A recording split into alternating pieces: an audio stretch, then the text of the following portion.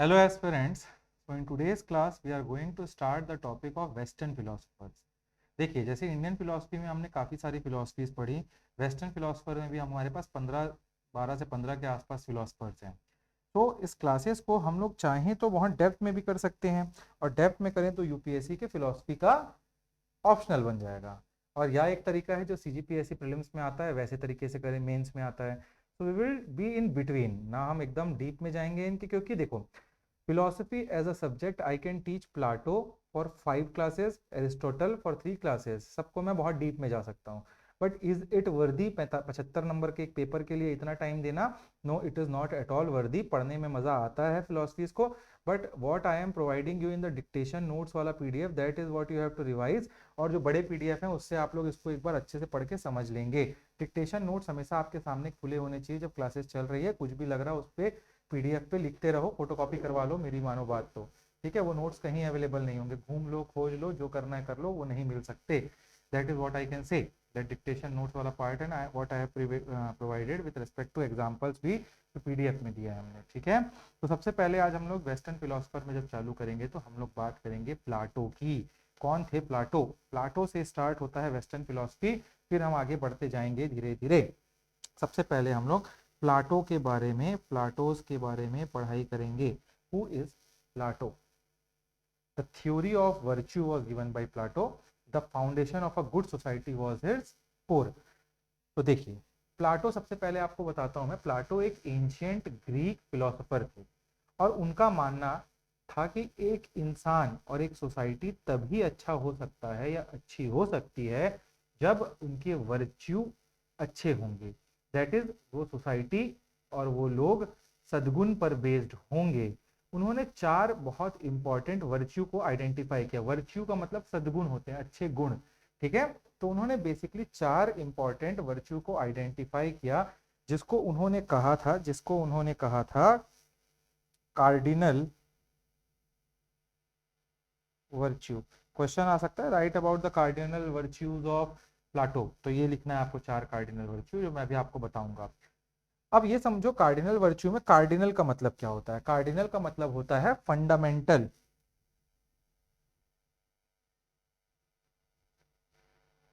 या आप और बोल सकते हो मोस्ट इंपॉर्टेंट। ठीक है, और प्लाटो के अनुसार हम अगर ये चीजों को समझने की कोशिश करें कि फंडामेंटल और मोस्ट इंपॉर्टेंट चीज क्या है, तो उन्होंने 4 वर्च्यू दिए जिससे एक अच्छा इंसान या एक अच्छा राज्य बनाने के लिए वो 4 सद्गुण बहुत जरूरी है। प्लाटो ने एक एनालॉजी दी थी। क्या एनालॉजी दी थी? उन्होंने कहा था, एक स्टोरी टाइप बताते हैं वो, उन्होंने कहा था कि इंसान की आत्मा, इंसान का जो सोल है वो 3 पार्ट का होता है, 3 हिस्से होते हैं। अभी ना पूरा वो इंडियन फिलोसफी को भूल जाना, ठीक है, कॉन्शियसनेस, ब्राह्मण, वो सब पूरा अलग था, पूरा वेस्टर्न चले गए, पूरा अलग समझेंगे आप इनकी क्या फिलोसफी थी। तो इन्होंने कहा कि जो आपका आत्मा है वो बेसिकली 3 पार्ट का होता है, और हर पार्ट एक वर्च्यू होता है इनके हिसाब से। जब ये तीनों पार्ट हार्मनी में होते हैं, मेलजोल तालमेल बहुत अच्छा होता है, तभी वो इंसान और वो सोसाइटी जस्ट, या आप बोल सकते हो न्यायपूर्ण तरीके से, जस्टिफाइड तरीके से होती है।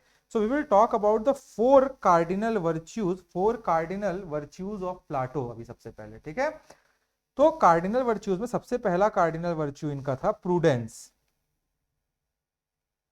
प्रूडेंस का मतलब और क्या होता है? तो विजडम होता है। What is prudence?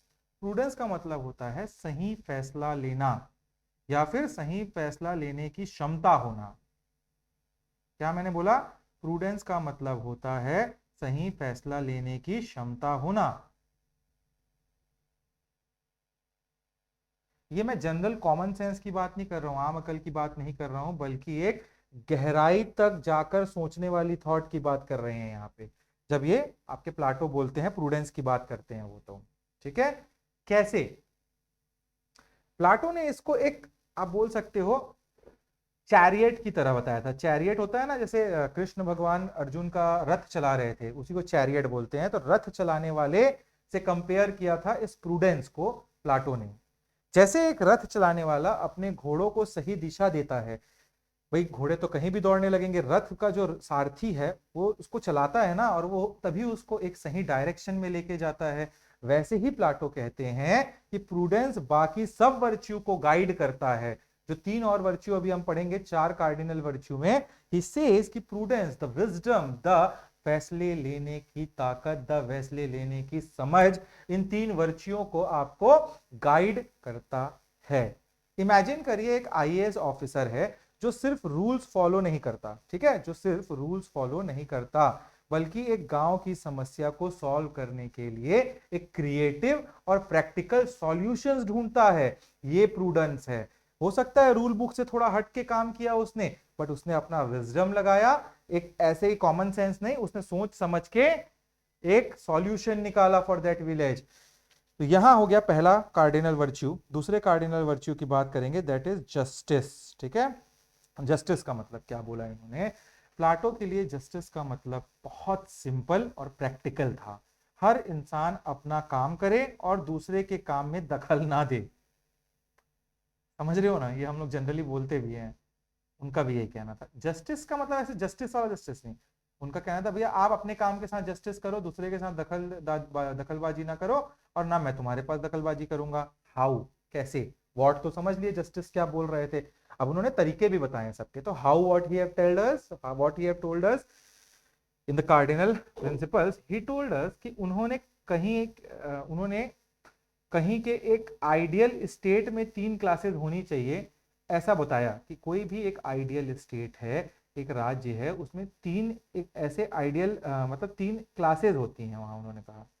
Are you getting what I am telling? Fumble हो गया यहाँ। इनका ये कहना था जस्टिस के हिसाब से, अगर एक राज्य है, let's take an example India है, तो इंडिया के अंदर तीन क्लासेस होनी चाहिए। और वो तीन क्लासेस क्या होती हैं? तीन प्रकार के लोग, मतलब इनका कहना था जस्टिस के हिसाब से एक फिलोसोफर होना चाहिए जो स्टेट को, नहीं सॉरी सॉरी, फिलोसोफर किंग होना चाहिए। ठीक है, कोई भी स्टेट में किंग होगा और वो किंग फिलोसोफर टाइप होना चाहिए जो स्टेट को अच्छे से रूल कर सके। ठीक है, नेक्स्ट इन्होंने कहा था सोल्जर्स होने चाहिए जो स्टेट को डिफेंड कर सके, और इन्होंने आखिरी कहा था प्रोड्यूसर होने चाहिए जो सोसाइटी के लिए चीजें बना सकें। ठीक है, चीज वाला चीज नहीं, चीजें मतलब गुड्स एंड सर्विसेज। ठीक है, तो ये आपको समझना है। Let us take an example, एक स्कूल का एग्जांपल लेते हैं। ठीक है, तो थोड़ा अच्छे से समझ आएगा ये जस्टिस वाला पार्ट। एक स्कूल में जस्टिस तब ही होता है जब टीचर पढ़ाता है, स्टूडेंट्स पढ़ाई करते हैं और प्रिंसिपल एडमिनिस्ट्रेशन को संभालते हैं उस स्कूल के। ठीक है, कोई भी एक दूसरे का रोल नहीं लेता। अगर टीचर प्रिंसिपल का रोल ले ले तो पढ़ाएगा कौन? प्रिंसिपल टीचर का रोल ले ले तो एडमिनिस्ट्रेशन कौन देखेगा? और बच्चे प्रिंसिपल का रोल ले ले तो स्कूल में पढ़ेगा कौन? Are you getting what I am telling you? This was the second cardinal virtue. Third, we will talk about temperance. Temperance का मतलब होता है आत्मा का नियंत्रण। समझ रहे हो? Temperance, self control. Are you getting what I am telling? Self control is temperance. आत्मा का नियंत्रण आप कैसे करते हैं? ये अपने डिजायर और इमोशन के ऊपर कंट्रोल रखने जैसा होता है। समझ रहे हैं आप लोग? हाउ प्लाटो ने इसको रूलर एंड रूल्ड, क्या बोला इन्होंने? रूलर जो रूल कर रहा है और जिनके ऊपर रूल हो रहा है। प्लाटो ने उस, देखो प्लाटो जब ये सब लिख रहे थे ना, तो ruler, ruled, king, philosopher, soldier, यही सब थे। तो इसीलिए उनकी फिलोसफी वैसी है उस जमाने के हिसाब से। ये मत सोचना सर ये आज तो नहीं हो रहा है रूल्ड और रूलर वाला, समझो आज भी वो एप्लीकेबल होता है।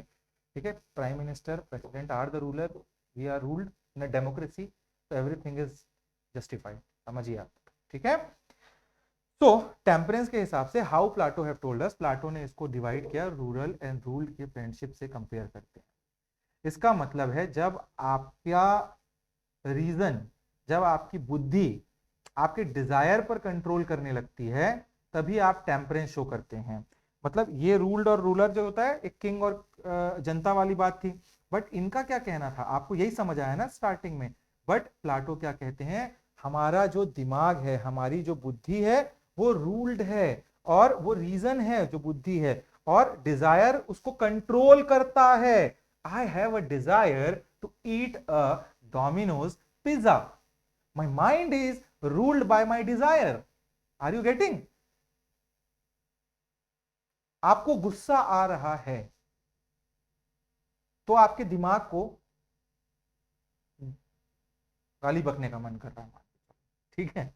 That is what temperance, self controls the ruler and ruled वाला एग्जांपल, ठीक है। Let us take an example. आप एग्जाम देने गए हो, ठीक है। जब आप एग्जाम देने गए हो उस टाइम पे आपको फोन यूज करने का मन करता है, क्या करता है, फोन वोन यूज कर ले, लेकिन आप खुद को रोक कर पढ़ाई करते हैं, वहां पे एग्जाम लिखते हैं, वही है टेम्परेंस। एग्जाम लिख रहे हैं, एमसीक्यू नहीं बन रहा, मन कर रहा है यार काश मैं आज मोमोज खा लेती, भारी टेंशन, एग्जाम के बीच में ऐसा ख्याल आ गया, फिर आप लोग ऐसे 2 मिनट सोचते हो और फिर बोलते हो नहीं नहीं, self control is the key, मैं अपने डिजायर को रोकूंगा और I will write the exam. That is the third cardinal principle. Now fourth is fortitude. Fortitude का मतलब होता है सिंपल लैंग्वेज में करेज। करेज द कावरली डॉग नहीं भैया, है ना, करेज, करेज इज द करेज। अभी आधे लोग को तो समझ ही नहीं आया होगा who is Courage the Cowardly Dog. Net में सर्च कर लेना, पिंक कलर का कुत्ता दिखेगा। अगर प्लाटो की बात करें तो करेज की जब बात करते हैं वो, तो प्लाटो के लिए करेज सिर्फ डरना नहीं था, ठीक है, बल्कि सही के लिए, जस्टिस के लिए डर का सामना करना था उनके लिए। करेज आपको क्या है, ऐसा नहीं किसी में भी कूद गए कुछ भी कर लिया, उनका था सही के लिए, जस्टिस के लिए जब आपके अंदर करेज हो, उसको बोला था इन्होंने ये, ठीक है। जैसे एक ब्रेव सोल्जर जो होता है, जो लड़ाई में भागता है, वो सिर्फ ब्रेव है, लेकिन एक सोल्जर जो अपने साथी की जान बचाने के लिए अपनी जान दांव पर लगाता है, वो फॉर्टिट्यूड दिखाता है।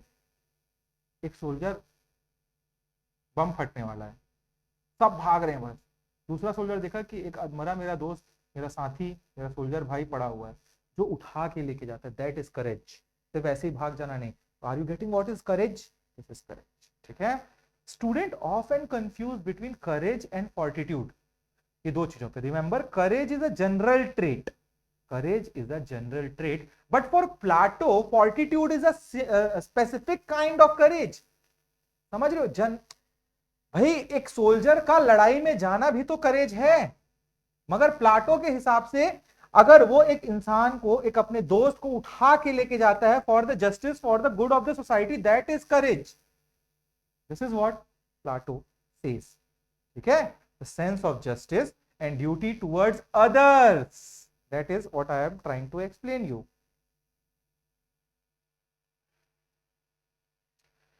तो प्लाटो के हिसाब से जब ये चारों के चारों कार्डिनल प्रिंसिपल्स को हम इकट्ठा करते हैं और डेवलप कर लेते हैं, तो हम एक जस्ट सोसाइटी बनाते हैं। क्या था? Prudence that guided the state, courage that defends the state, temperance that create the harmony in the state, and justice binds them all together, ensuring everyone does their own duty। So we will end the topic of Plato here। Now we will move toward the student of Plato, and his student is one of the classiest, एकदम जबरदस्त उनके student हुआ करते थे, Aristotle. तो अब Aristotle के बारे में, द थ्योरी ऑफ कॉजेशन, ठीक है। एक बात याद रखिएगा, एरिस्टोटल ने कहा था, knowing your self is the beginning of all wisdom. अपने आप को जानना ही दुनिया में विजडम पाने का स्टार्टिंग पॉइंट है। So let's not just study the philosophy here which we are talking about, but we should also understand the deep rooted logic of these philosophies, ठीक है।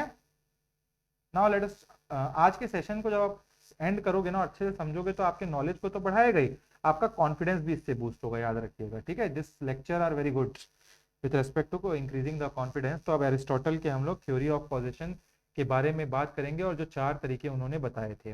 देखिए, सबसे पहले एरिस्टोटल जो एक शिष्य हुआ करते थे प्लाटो के, शिष्य को इंग्लिश में डिसाइपल बोला जाता है। उनका मानना था कि किसी भी चीज को पूरी तरह से समझने के लिए हमें उसके कॉज को जानना जरूरी है। आम बोलचाल की भाषा में हम कॉज का मतलब सिर्फ और सिर्फ रीजन निकालते हैं, ठीक है, या क्यों समझते हैं, यही ना। आप ये सोचते कॉज मतलब क्या रीजन रहा होगा, या हिंदी में बोलोगे तो क्यों हुआ होगा ये चीज, यही आपको लग रहा होगा। बट लेकिन एरिस्टोटल ने कहा था कि हर चीज के चार अलग अलग कॉजेज होते हैं, सिर्फ एक नहीं होता।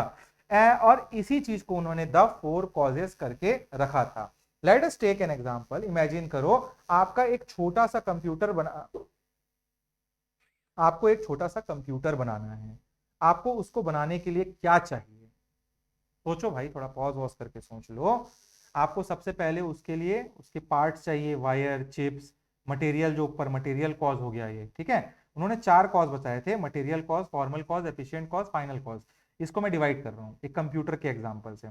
आपको एक कंप्यूटर बनाना है, सबसे पहले आपको क्या चाहिए? मटेरियल कॉज, उसके पार्ट्स चाहिए, वायर, चिप्स, ये सब। उसके बाद आपको उसका डिजाइन और ब्लूप्रिंट चाहिए, that is the formal cause. उसके बाद उसे बनाने वाला एक इंजीनियर चाहिए। भैया आप तो बना नहीं पाओगे ऐसे कैसे, पाना वाना पेंचिस से, भैया सोल्डरिंग वोल्डरिंग करनी पड़ेंगी। और आखिरी में उसका फाइनल पर्पस, जैसे आपको गेमिंग करना है या वर्क करना है, उसके लिए वो आपने बनाया। ये 4 कॉजेज हैं। इसी तरह एरिस्टोटल ने कहा कि हर चीज के पीछे ये 4 कॉजेज होते हैं। The 4 causes in detail we will not talk about. याद रखना वो एग्जाम्पल को हमेशा कंप्यूटर के, ठीक है। अभी रिलेट कर जाओगे। अब इन 4 इंपॉर्टेंट कॉजेज को, द 4 कॉजेज को डिटेल में समझेंगे। इसमें हम लोग एग्जांपल लेंगे अभी एक मिट्टी का घड़ा, पॉट के बारे में, ठीक है, क्ले पॉट, याद रखेंगे। अब चलो इसके आगे, अब आगे बढ़ते हैं। सबसे पहला है द मटेरियल कॉज।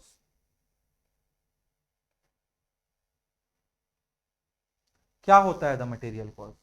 ये वो बेसिक स्टफ है जिसे कोई चीज बनती है, ये मटेरियल है। उनका कहना था कोई भी चीज के 4 रीजन है। सबसे पहला मटेरियल कॉज, जैसे कंप्यूटर में आपको क्या लगा? पार्ट्स।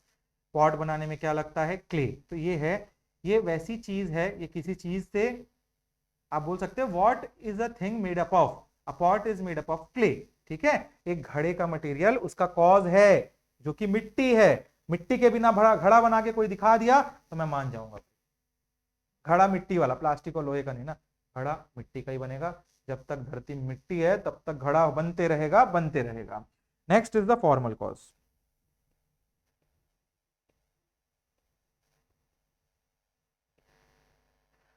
भाई अब एक मिट्टी का घड़ा बनाना है तो उसका कोई, उस चीज के लिए कोई डिजाइन होगा, कोई पैटर्न होगा या कोई फॉर्म होगा। आप इसको क्वेश्चन के रूप में भी समझ सकते हो। इसका रूप या आकार क्या होगा? भाई मिट्टी रखा हुआ है, मिट्टी से आपको घड़ा बनाना है, तो दिमाग में क्या क्वेश्चन आएगा दूसरा, कि इस मिट्टी के घड़े का फॉर्म और शेप क्या होगा? एक घड़े का फॉर्मल कॉज है उसका सर्कुलर शेप, उसका डिजाइन और उसका स्ट्रक्चर, ठीक है। बिना इस फॉर्म के मिट्टी मिट्टी ही रहेगी, घड़ा नहीं बन पाएगा। थर्ड इज, इनका कहना था, द एफिशिएंट कॉज।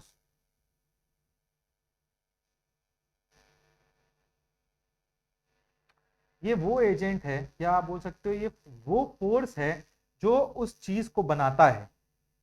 मतलब यहां क्वेश्चन क्या अराइज होगा, इसको कैसे बनाएं? मिट्टी है, मिट्टी का डिजाइन भी आ गया घड़ा बनाने के लिए, बट हु और व्हाट मेड इट? कौन बनाएगा, कैसे बनेगा इसका? एक घड़ा बनाने के लिए आपको एक एफिशिएंट कुम्हार, एक पॉटर की जरूरत पड़ेगी, जो मिट्टी को आकार देगा। This is the efficient cause. और चौथा है द फाइनल कॉज। ऐसे याद तो करना पड़ता है भाई ये सब चीजों को, ठीक है। तो फाइनल कॉज क्या हो गया? ये उस चीज को आप बोल सकते हो उसका पर्पस क्या था बनाने का, उसका मतलब ये किस काम के लिए बनाई गई है, वॉट इट इज फॉर। एक घड़ा का फाइनल कॉज है पानी रखना, या पीने के लिए इस्तेमाल करने के लिए, ठंडक के लिए पानी को रखना, ये उसका पर्पज है, यही उसका फाइनल कॉज है, ठीक है। तो आपको समझ आ गया यहाँ पे चीजें। तो जो ये एरिस्टोटल की ये थ्योरी हमने पढ़ी, ये सिर्फ फिजिकल ऑब्जेक्ट्स पर नहीं थी, आपको अभी समझ आया होगा, बल्कि नेचुरल फिनोमिना पर भी लागू होता है। फॉर एग्जाम्पल एक बीज को लेते हैं हम लोग, ठीक है, उसका फाइनल कॉज क्या है? पेड़ बनना, तो वहां भी ये होगा।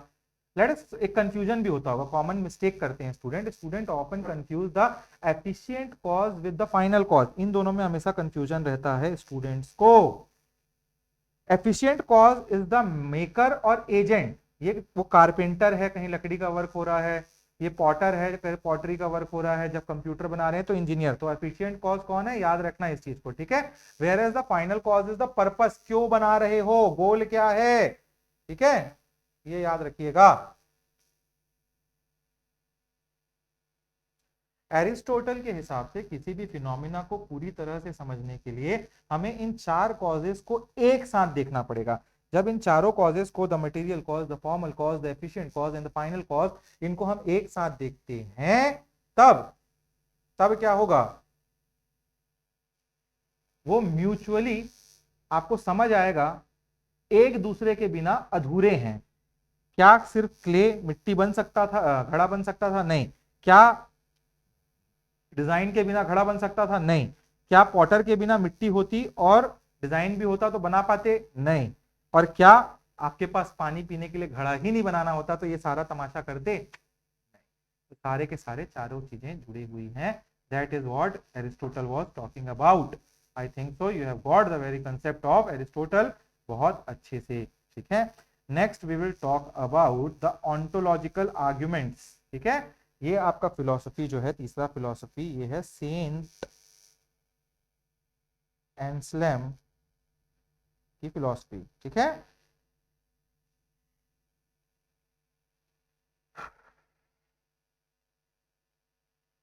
तो इस टॉपिक को, जो अभी ये टॉपिक आने वाला है, ये एक बहुत ही इंटरेस्टिंग और चैलेंजिंग टाइप का टॉपिक है। ठीक है, उसके ऊपर हम बात करने वाले हैं, सेंट एसएलएम वाला। आज हम लोग ऐसी हिस्ट्री को समझने जा रहे हैं, ऐसी हिस्ट्री को समझने की कोशिश करेंगे इस टॉपिक में, जिसके बिना किसी प्रूफ या साइंस का, या फिर बोल सकते हो सिर्फ लॉजिक से गॉड का एग्जिस्टेंस को प्रूव करने की कोशिश की गई है। यहाँ पे साइंस के बेसिस पे किसी प्रूफ या फिर कोई ना कोई लॉजिक के बेस पे हम बात करने जा रहे हैं अभी सेंट एसएलएम की और उनके ontological argument for the existence of God की। ठीक है, तो ये समझते हैं हम लोग। Remember, philosophy is not just about memorizing the facts, it's about learning to think logically। ये सब्जेक्ट रटने के लिए नहीं है, आपके ब्रेन को top of the top logical explanation के लिए। So let us dive into the purely logical argument of this particular topic. अब ये स्टार्ट होगा सेंट एसएलएम के, सेंट एंसेलम के द ऑन्टोलॉजिकल आर्ग्यूमेंट से। प्रूफ फ्रॉम प्योर लॉजिक, याद रखिएगा ये इसका कोर है। देखिए, ऑन्टोलॉजिकल आर्ग्यूमेंट का मतलब क्या होता है, वो एक ऐसा आर्ग्यूमेंट है जो प्रायरी, PRIORI, प्रायरी होता है। ये वर्ड को याद रखना पड़ेगा, समझा रहा हूं। मतलब ऑन्टोलॉजिकल जो आपका आर्ग्यूमेंट होता है उसका मतलब है एक ऐसा आर्ग्यूमेंट जो प्रायरी होता है। अब प्रायरी का मतलब होता है कि ये आर्ग्यूमेंट एक्सपीरियंस या ऑब्जर्वेशन पर बेस्ड नहीं है। ठीक है मतलब ऑब्जर्वेशन और एक्सपीरियंसेस के ऊपर नहीं है बेस्ड ये। तो किसके ऊपर बेस्ड है?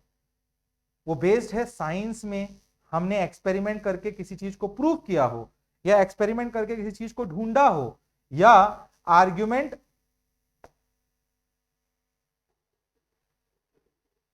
वैसा भी नहीं है कि आपने साइंस से कुछ खोज लिया हो। ये सिर्फ लॉजिक और रीजन पर बेस्ड है।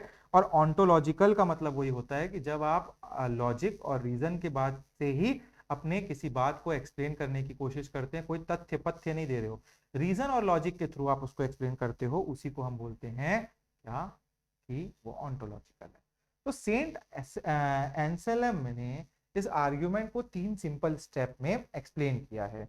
पहला स्टेप इनके हिसाब से क्या था, स्टेज 1 या स्टेप 1 बोल सकते हैं हम लोग इसको, the definition of God. He has given the definition of God. Anselm जो थे अपने आर्ग्यूमेंट की शुरुआत गॉड की एक डेफिनेशन से करते हैं। ठीक है, ये 3 स्टेप दिया उन्होंने। वो कहते हैं, अच्छे से समझिएगा, God is a being that which nothing greater can be conceived. क्या बोला मैंने? God is a being that, God is a being then which greater thing can be conceived. अगर आगे पीछे बोल दिया होगा तो मेरे दिमाग में याद नहीं रहा है वो। ठीक है, बट मैं समझाता हूँ उसका मतलब क्या है, नोट्स में तो मिल ही जाएगा। अगर सिंपल शब्दों में मैं बोलूँ इन चीजों को, जो इतना टफ लग रहा है आपको, तो गॉड वो एंटिटी है जिसके आगे हम किसी और चीज की कल्पना नहीं कर सकते। ये उनका आर्ग्यूमेंट का कोर प्रीमाइस था, ये याद रखिएगा। ठीक है, क्या अ बीइंग, मैं लिखता हूं, मैं बोल नहीं, a being then which nothing greater can be conceived, ये उन्होंने कहा। मतलब भगवान से ऊपर कोई नहीं है, उससे ऊपर की कल्पना नहीं की जा सकती। सेकंड ये कहते हैं, स्टेप 2 में क्या कहते हैं ये, एग्जिस्टेंस इन माइंड। पहले इन्होंने डेफिनेशन ऑफ गॉड दिया, फिर बोला इन्हें एग्जिस्टेंस इन माइंड।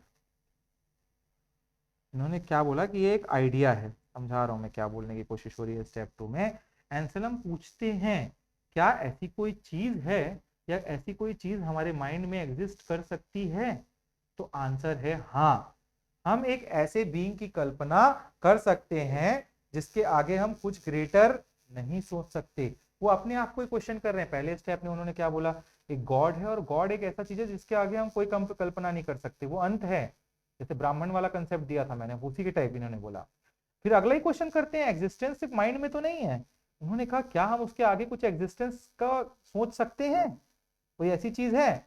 तो हम एक ऐसे बीइंग की कल्पना कर सकते हैं जिसके आगे हम कुछ ग्रेटर नहीं सोच सकते। तो एटलीस्ट गॉड का आइडिया या कंसेप्ट के रूप में हमारा माइंड जो है वो एग्जिस्ट करता है हमारे माइंड के अंदर, ठीक है, वो हमारे माइंड में एग्जिस्ट करता है, उनका कहना था। Now next is step 3, the logical leap to reality. Question answer format में चले गए, थोड़ा समझना ठीक है अच्छे से। अब यहाँ एंसल जो है, अब यहाँ पे एसएल जो है आर्ग्यूमेंट, एसएल एंसल की एक्चुअल आर्ग्यूमेंट शुरू होती है इस थर्ड स्टेप में। पहले में तो गॉड को बोल दिया, एग्जिस्टेंस की बात कर ली, अब ये थर्ड स्टेप बहुत लंबा जाता है।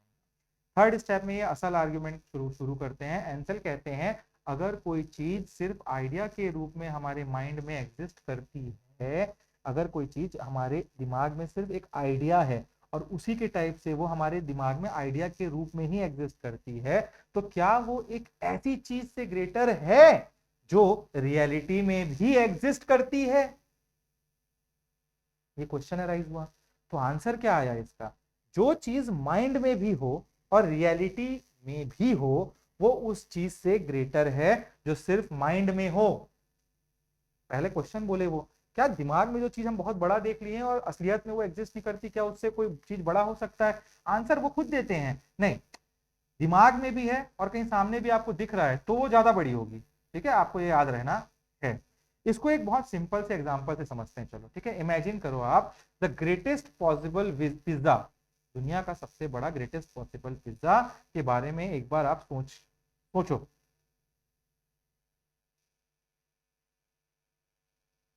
आप उसमें अपने सारे फेवरेट टॉपिंग्स को डाल दो, चीज को डाल दो, एक्स्ट्रा सॉस को डाल दो। आप अभी सब कुछ इमेजिन कर सकते हैं। लेकिन अगर ये पिज्जा सिर्फ आपके इमेजिनेशन में एग्जिस्ट करता है, तो क्या ये एक ऐसा पिज्जा है जो ग्रेटर है, जो आपकी इमेजिनेशन में भी हो और रियल लाइफ में भी आपके सामने टेबल पर हो। समझ रहे हो मैं क्या बोल रहा हूं।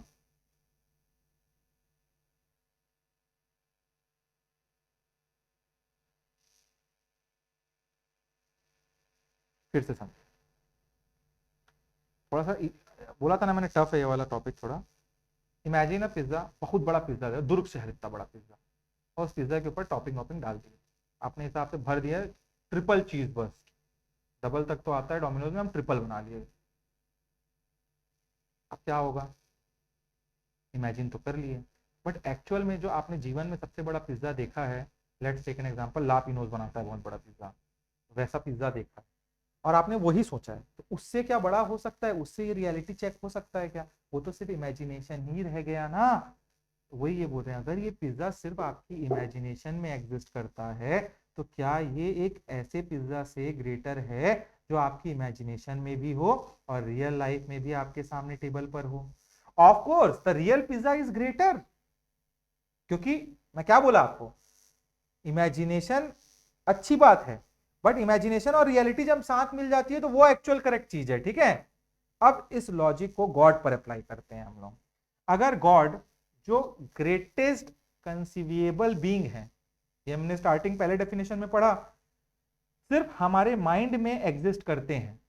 दूसरे डेफिनेशन में ये पढ़ा हमने, अगर एक गॉड है और वो सिर्फ हमारे माइंड में एग्जिस्ट करते हैं, तो हम लॉजिकली एक और ग्रेटर बीइंग की कल्पना कर सकते हैं। लॉजिकली कर सकते हैं ना हम लोग, पिज्जा वाले डेफिनेशन से समझो आप, एक ऐसे बीइंग जो हमारे माइंड में भी हो और रियलिटी में भी एग्जिस्ट करते हो, तो ये हो सकता है। लेकिन ये तो एक कॉन्ट्रडिक्शन है, कॉन्ट्रडिक्ट कर दिया मैंने दोनों बात को, क्योंकि हमने शुरुआत में ही कहा था कि गॉड से ग्रेटर कुछ भी कंसीव नहीं किया जा सकता, इसीलिए आपको लगा होगा अभी कॉन्ट्रडिक्ट हुआ।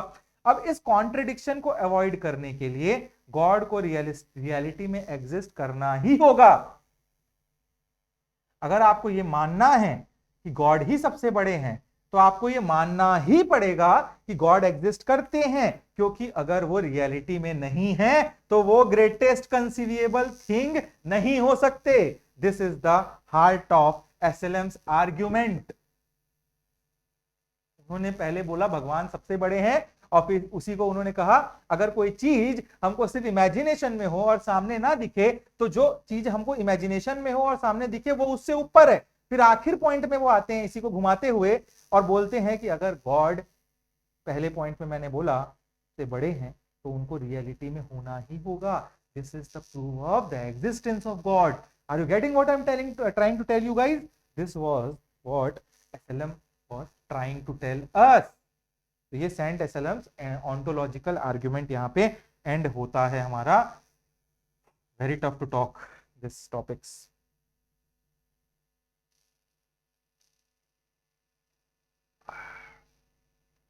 अब हम लोग बात करेंगे एक ऐसे फिलोसफर की जिसको हम फादर ऑफ मॉडर्न फिलोसफी भी बोलते हैं, जिनका नाम है रेने डेस्कार्टेस।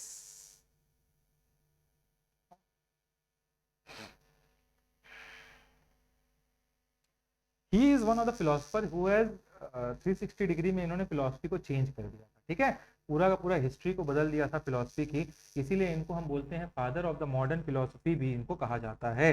ठीक है, और उनका बेसिक कोर था method of doubt. Method of doubt, तो ये आपको समझना होगा।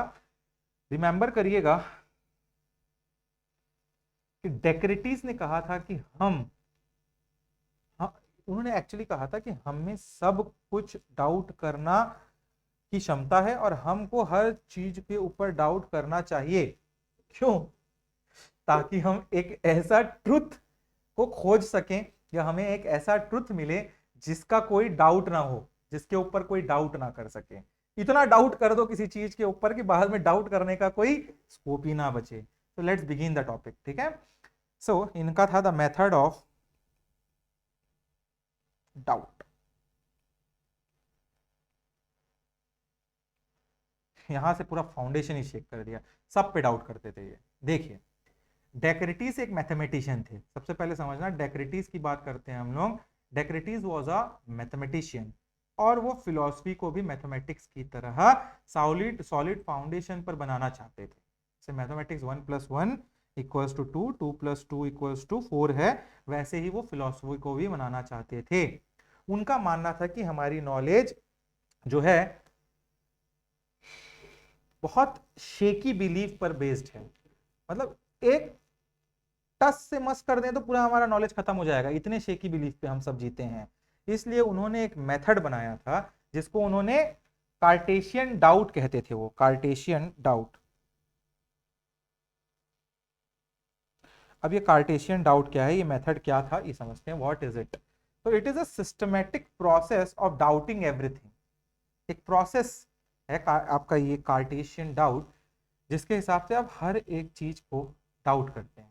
यू बिलीव, ठीक है, जिसको आप बिलीव करते हैं सच है, उसके ऊपर भी आप डाउट करते हो, और वो स्टेप बाय स्टेप करते हैं आप, जब तक आपको एक ऐसी बिलीफ ना मिल जाए कि जो बिल्कुल सर्टेन हो और जिससे डाउट ना किया जा सके, उस टाइप से ना हो, तब तक आप डाउट करते रहेंगे। अब ये क्यों करना, इतना डाउट जीवन में करना तो करना क्यों डेक्रेटिस भैया? तो उनका कहना था why you have to do it. Descartes का मेन गोल फिलोसॉफिकल ट्रुथ तक पहुंचना था। सिर्फ रीजन से वो किसी भी ट्रेडिशन या दूसरे की कही हुई बात को नहीं मानते थे। उसके ऊपर डिपेंडेंट नहीं होना चाहते थे।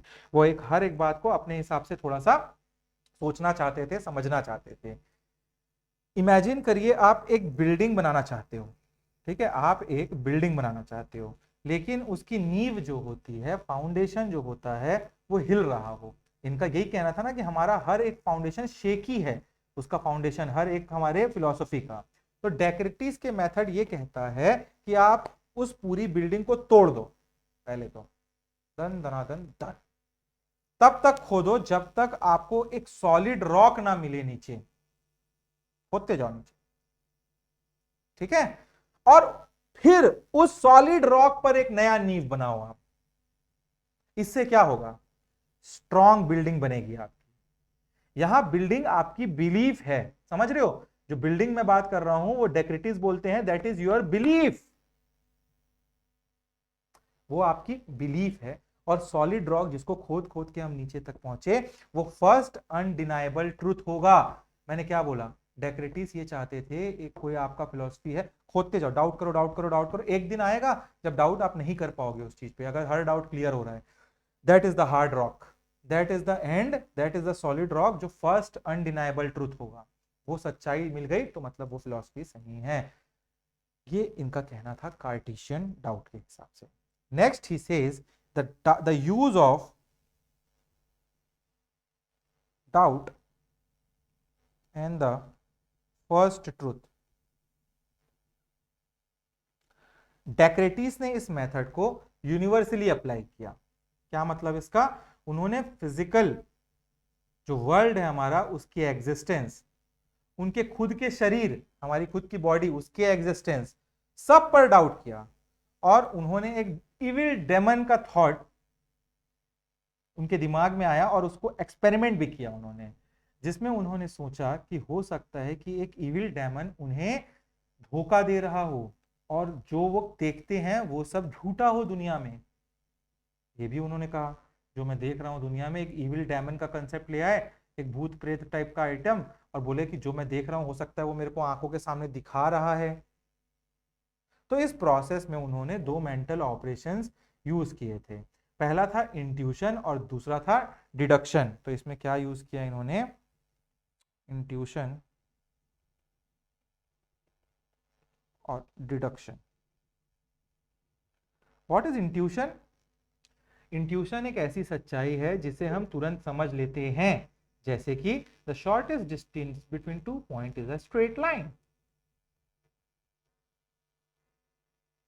ये लॉन्ग है, ये लॉन्ग है, ये लॉन्ग है, ये लॉन्ग।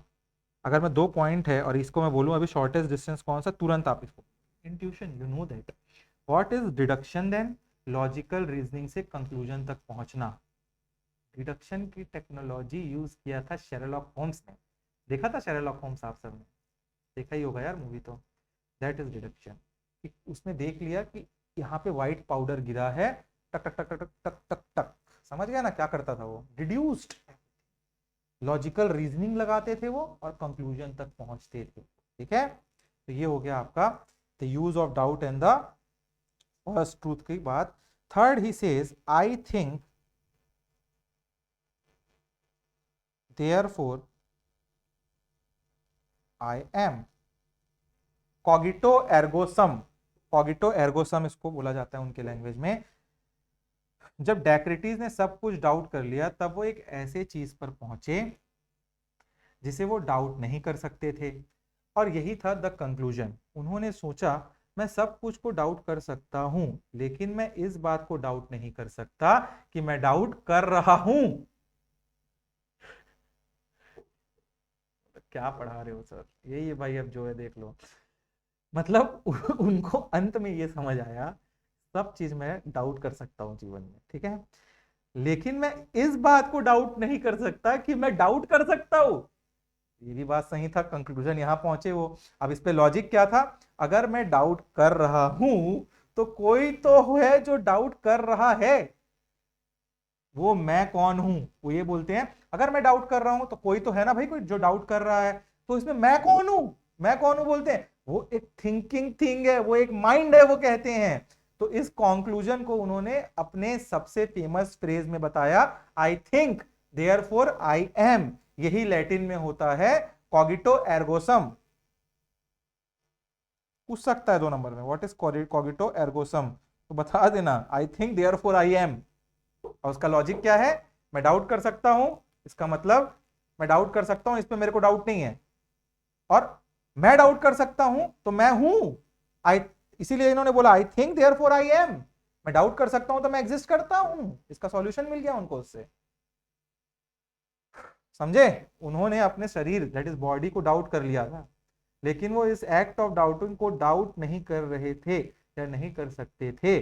यही वो पहला और सबसे सर्टेन नॉलेज था जो उन्हें मिला पूरे अपने जीवन में, और यहीं से उन्होंने अपनी पूरी फिलॉसफी की बिल्डिंग को स्टार्ट किया, शुरू किया था। ठीक है, चलो ये भी हो गया आपका। अब हम लोग, मैं सोच रहा हूँ कि नेक्स्ट क्लास में वी विल टॉक अबाउट, क्योंकि बहुत ज़्यादा हो जाएगा आप लोगों के लिए एक ही क्लास में, स्पिंजो को पढ़ना है। We will talk about it in a next class. मिलते हैं नेक्स्ट क्लास में। आई थिंक मजा तो आ रहा होगा। वेस्टर्न फिलोसफर खतरनाक खतरनाक सोचते हैं ना, डिवाइन नहीं सोचते हैं, मगर सोचते बहुत जबरदस्त है वो भी। चलो मिलते हैं नेक्स्ट क्लास में। Till then keep studying, keep revising. Thank you for watching the classes guys.